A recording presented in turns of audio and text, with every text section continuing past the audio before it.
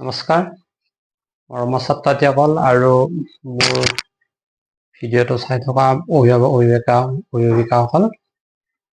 আজি আমি ছাত্ৰ-ছাত্ৰী সাধাৰণতে ভুল হোৱা কিছুমান যোগ বিয়োগ পূৰণ হৰণ আদিৰ বিষয়ে আমি শিকিম।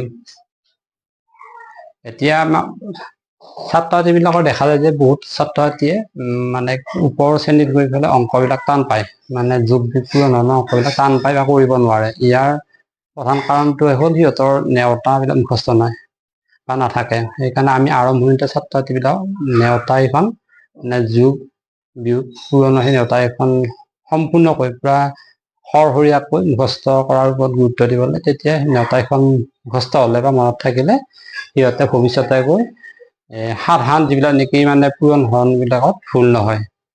আমি টিউশ্যন কৰোঁতে বা ল'ৰা ছোৱালী পঢ়োঁতে গম পাওঁ যে বহুত ল'ৰা ছোৱালীয়ে 8, 9, 10 লেভেলত গৈ বহুত ল'ৰা ছোৱালীয়ে যোগ অংক কিছুমান ভুল কৰে, বিয়োগ ভুল কৰে, পূৰণ ভুল কৰে, হৰণ ভুল কৰে। গতিকে এনেকুৱা সমস্যা দেখা যায়। এতিয়া যোগ নেওতাৰ লগত মানে বিয়োগ জড়িত হৈ থাকে, আকৌ ঠিক তেনেদৰে পূৰণ নেওতাৰ লগত হৰণ অংক জড়িত হৈ থাকে। এতিয়া চাওঁ হা, সেইকাৰণে মই প্ৰথম পইণ্টটো দিছোঁ যে যোগ বিয়োগ পূৰণৰ নেওতাকেইখন স্পষ্টভাৱে মনত ৰাখিব লাগিব। যদি কোনোবা ওপৰ শ্ৰেণীৰ ছাত্ৰ-ছাত্ৰী যদিও মনত নাই, তেতিয়াহ'লে সিহঁতে এইখন মনত ৰখা বা মুখস্থ কৰাৰ ব্যৱস্থা কৰিব লাগে। 2 নম্বৰতে আমি কিছুমান যোগ অংক দিম, যিবিলাক নেকি সচৰাচৰ বিশেষকৈ কিছুমান ছাত্ৰ-ছাত্ৰীৰ হাতত এইবিলাক ভুল দেখা যায়। এতিয়া 523 যোগ 3 যোগ 85 যোগ কিমান হ'ব? 1, 10, 100, 1000 যোগ লাখ কিমান হ'ব? 2,53,000। এই সংখ্যাটো যোগ কৰোঁতে এতিয়া চোৱা, এই সংখ্যাটো হাতত আমি কেনেকৈ মাতিব লাগিব? 1, 10, 100, 1000 কমা দিব লাগিব, অযুত আকৌ লাখত কমা দিব। এতিয়া 2,00,000 ক'ব নালাগে, এতিয়া 2,53,000। এতিয়া এইটো যোগ কৰোঁতে আমি এনেকৈ পথালিকে পাতিছোঁ, পথালিকেও আমি যোগ কৰিব পাৰোঁ। কৰিলে কেনেকৈ কৰিব লাগে? এককৰ ঘৰৰ লগত একৰ ঘৰ যোগ কৰিব লাগে, দহকৰ লগত দহক, শতকৰ লগত শতক সেনেকৈ যোগ কৰি যাব লাগে। এতিয়া একৰ ঘৰ ইয়াত 3 আছে, 3 3 6, 6 আছে 11, 11 3 কিমান? 14, 4 7 গ'ল কিমান হ'ব? 1। এবার 10 ঘর 10 ঘর 5 আছে, 5 আছে কিমান হ'ব? 13। ইয়াত নাই, 13 13 কিমান হ'ব? 15, 15 হাতে যায় কিমান হ'ব? 16, 6 হাতে গ'ল 1।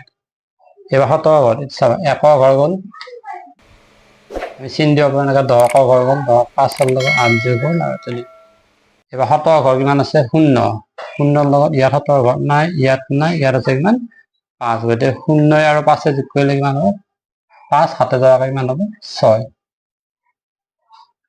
তাৰপিছত 1000 ঘৰত কি থাকিলে? 0 আৰু ইয়াত নাই 0। অযুত ঘৰত কি থাকিলে? 0 আৰু লাখৰ ঘৰত কি হ'ব? 2। কিমান হ'ব এতিয়া? 1, 10, শতক, 1000 যোগ লাখ। গতিকে 2,00,000 কিমান? 664।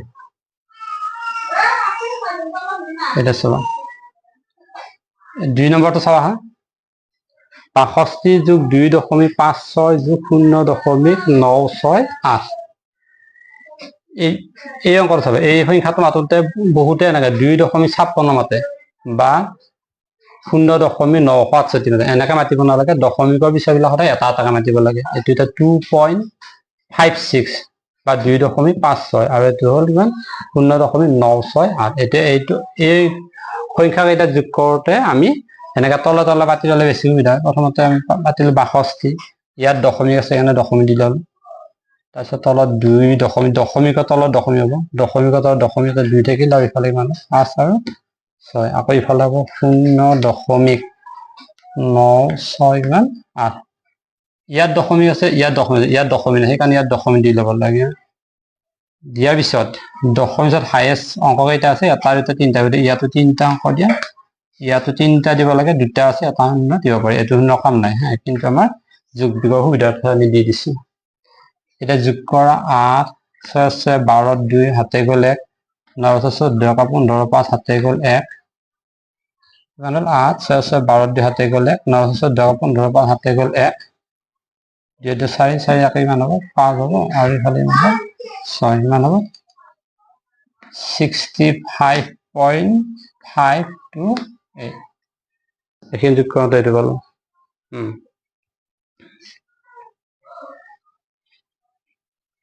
এইবাৰ এইটোৰ পৰা এইটো বিয়োগ কৰিব লাগে বিয়োগ কৰোঁতে এনেকৈ তল নাপাতি মানে কি 6 7 বা 4 5 আমি এনেকৈ তল পাতিব লাগিব আকৌ 7 8 9 তাত আমি তল নাপাতি আমি এনেকৈ ডাইৰেক্ট কৰিব এককৰ ঘৰৰ পৰা একক দশকৰ ঘৰৰ পৰা দশ শতকৰ ঘৰৰ পৰা শতক এনেকৈ এতিয়া 2 ৰ পৰা 3 বিয়োগ কৰিব নোৱাৰি হা সৰুৰ পৰা ডাঙৰ সংখ্যা বিয়োগ কৰিব নোৱাৰিলে কাষৰ সংখ্যাটো ধাৰ কৰিলে কিমান হয় 12 12 ৰ পৰা 3 গ'লে কিমান হ'ব 9 এইটো হ'ল একৰ ঘৰ ইয়াত কি থাকিলে 5 5 ৰ পৰা 7 নাযায় আকৌ এক ধাৰ কৰিলে ইয়াত 15 হ'ল 15 ৰ পৰা 7 গ'লে কিমান হ'ব 8 হ'ব ইয়াত কি থাকিলে চাবা ইয়াৰ পৰা এক ধাৰ কৰিলে 10 হ'ল ইয়াৰ পৰা এক ধাৰ কৰিলে 10 ইয়াৰ পৰা এক ধাৰ কৰিলো এনেকৈ গতিকে ইয়াত 5 আছে নহয় ইয়াৰ পৰা এক ধাৰ কৰিলে 10 হ'ল তেতিয়াহ'লে ইয়াত কি থাকিলে 9 9 ৰ পৰা 9 গ'লে কিমান হ'ব 0 তাৰপিছত ইয়াত কি থাকিলে 9 তাতে কি থাকিলে 7 যদি এনেকৈ অসুবিধা পায় এনেকৈ বিয়োগ কৰিবা 8 0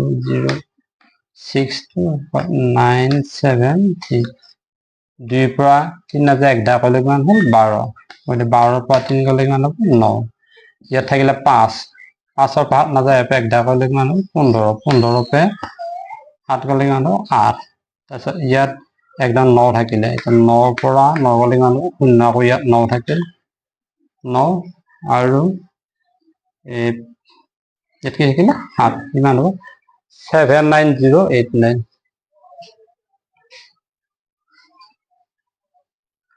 তাৰপিছত হ'ব এইটো এতিয়া চোৱা 256 ৰ পৰা 2.56 এনেকৈ বিয়োগ কৰিব লাগিলে ইয়াত দশমিক আছে নে ইয়াত দশমিক এনেকৈ দি ল'ব লাগে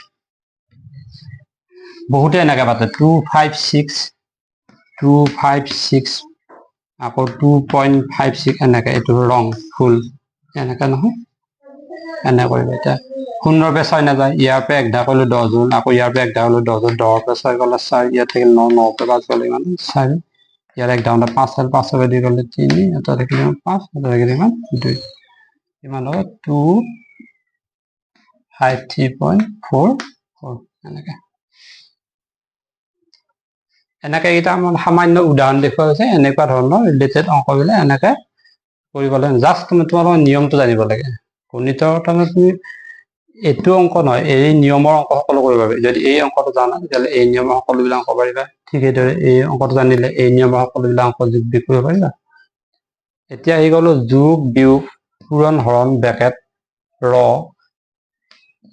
আদি চিহ্ন জড়িত অংক সমাধান কৰা নিয়ম এতিয়া আমাৰ দিনত আমি যেতিয়া নেকি আগতে আমি LP স্কুলত পঢ়িছিলোঁ তেতিয়া আমাৰ 4ৰ্থ শ্ৰেণী 5ম শ্ৰেণী এনেকুৱা যোগ বিয়োগ পূৰণ হৰণ চিহ্ন জড়িত অংক আছে কিন্তু আজিকালি সেই এনেকুৱা ধৰণৰ অংকবিলাক নাই সেইকাৰণে ওপৰ লেভেলত মানে কি 8 9 10ত কেতিয়াবা এনেকুৱা ধৰণৰ অংক কৰিব লাগিলে ল'ৰা ছোৱালী অলপ টান পায় এটা চাবা যদি কোনোবা এটা অংকত যদি যোগ বিয়োগ পূৰণ আদি জড়িত হৈ থাকে তেতিয়াহ'লে এই অংকটো কোনটো চিন আগতে কৰিম কোনটো চিন হৰণ কৰিম নে পূৰণ কৰিম নে যোগ কৰিম নে বিয়োগ কৰিম এইখিনি আমি কেনেকৈ আগবাঢ়িম তাৰ এটা ষ্টেপ আছে ষ্টেপটো কোৱা হয় বা নিয়মটো বদমাছ বুলি কোৱা হয় বি মানে ব্ৰেকেটৰ কাম প্ৰথমতে অফ ও মানে অফ মানে ৰ ডি মানে ডিভিজন হৰণ এম মানে মাল্টিপল পূৰণ এ মানে এডিশ্যন যোগ আৰু এছ মানে হ'ল ছাবষ্ট্ৰেকশ্যন বিয়োগ এইটা পদ্ধতিত যাব লাগে গতিকে মই গোটেইটা চিহ্ন থকা মানে যোগ বিয়োগ পূৰণ হৰণ ব্ৰেকেট ৰ থকা মই এটা এক্সাম্পল দিছোঁ এতিয়া 18 বিয়োগ 16 হৰণ 2 যোগ 9 বিয়োগ 3 পূৰণ 5 যোগ 2 যোগ 3 ৰ 5 এতিয়া এই অংকটো তুমি সমাধান কৰিব লাগিলে বা ইয়াৰ মান সৰল কৰিব লাগিলে সমাধান নহয় সৰল কৰিব লাগিলে মানে সৰু কৰিব লাগিলে তুমি এই নিয়মত যাব লাগিব বদমাছ নিয়মত যাব লাগিব প্ৰথমতে এতিয়া চাওক বি ব্ৰেকেটৰ কাম প্ৰথমতে কৰিব লাগিব বহুত ল'ৰা ছোৱালীয়ে কি কৰিব 18 পৰা 16 গ'লে 2 সেনেকৈ কৰিব গোটেই অংকতে ভুলি যাব বুজিছে গতিকে তুমি প্ৰথম কাম কৰিব লাগিব ব্ৰেকেটৰ গতিকে 18 বিয়োগ 16 হৰণ 2 যোগ 9 বিয়োগ 3 পূৰণ 5 যোগ 2 3 যোগ কৰিব 5 তাৰপিছত ৰ 5 18 বিয়োগ মানে এইটো কৰিলো ৰ মানে আমি এটা লাইন দীঘল হোৱাতকে মানে আমি ৰ মানে ডাইৰেক্ট ৰ মানে কি পূৰণ দিব পাৰোঁ তেতিয়াহ'লে 18 16 হৰণ 2 যোগ 9 বিয়োগ 3 5 এটা ৰ মানে পূৰণ হয় নে গতিকে আমি 5 পূৰণ কৰিম মানে এইটো ৰয়ে দি থওঁ এনেকৈ দিলে আকৌ তুমি ভাবিবা এইটো পূৰণ কৰিম না ছাৰ এইটো পূৰণ আগতে কৰিম গতিকে ৰ দি থওঁ ৰ মানে পূৰণ তেতিয়া 5 পূৰণ কৰিলে 5 কিমান হ'ব 25 হ'ব আমাৰ বি গ'ল ব্ৰেকেট গ'ল অফ মানে ৰ কাম গ'ল এবাৰ ডিভিজন হৰণ এইটো আছে সেইটো কাম আগত 16 হৰণ 2 2 16 কৰিলে 8 হ'ব যোগ 9 বিয়োগ 3 পূৰণ 5 যোগ 25 এতিয়া তোমাৰ পূৰণ কাম কৰিব লাগিব 18 বিয়োগ 8 যোগ 9 3 5 15 কিমান হ'ব 25 ইয়াৰ পিছত আমি এতিয়া চাওঁ অকল যোগ থাকিলে আৰু কি থাকিল বিয়োগ থাকিলে এতিয়া এইটো সমাধান কৰোঁতে আমি যোগকেইটা এটা পাৰ্ট কৰিম বিয়োগকেইটা এটা তাৰমানে যোগে যোগেও যোগ বিয়োগে বিয়োগেও যোগ সেই নিয়মত এতিয়া যোগত কোনটো আছে 18টো যোগত আছে 9টো যোগত আছে আৰু কোনটো যোগত আছে 25টো এটা যোগে যোগে যোগ আকৌ বিয়োগে বিয়োগেও যোগ কিন্তু চিনটো কি হ'ব বিয়োগৰ হ'ব সেইটো তাৰমানে যোগে যোগে থাকি গ'লে যোগ কৰিব লাগে আকৌ বিয়োগে বিয়োগে যোগ এতিয়া চাবা -8 আৰু -15 তাৰমানে এঠাইত তোমাৰ 8 টকা এটা আৰু এঠাইত 15 টকা এটা গতিকে 15 কিমান 23 টকা তোমাৰ ধাৰ হ'ব ধাৰ মানে হ'ল মাইনাছ গতিকে সেনেকৈ আমি জমা মানে প্লাছ ধাৰ মানে মাইনাছ সেনেকৈ আমি মানে চিনৰ যোগ বিয়োগত অলপ মনত ৰখাত সুবিধা হয় বা সহজে বুজি পোৱা হয় এতিয়া 8 আৰু 15 যোগ কিন্তু দুটা বিয়োগত আছে কাৰণে যোগফলটো বিয়োগত হয় সেইটো বুজি পালা 18 9 আৰু 25 কেইটা যোগত আছে কাৰণে যোগত কেইটাও যোগ কৰিলো আকৌ বিয়োগে বিয়োগেও যোগ কিন্তু চিনটো বিয়োগ এতিয়া এইটো যোগ কৰা কিমান হ'ব 8 9 17 17 আছে 22 2 হাতে গ'ল 2 তাৰপিছত 2 1 3 3 2 5 আৰু ইফালে হ'ল 15 কিমান 23 এতিয়া বিয়োগ কৰা 2 পৰা 3 নাযায় 1 ধাৰ কৰিলো 12 পৰা 3 গ'লে কিমান হ'ব 9 4 পৰা 2 গ'লে এইটো এনে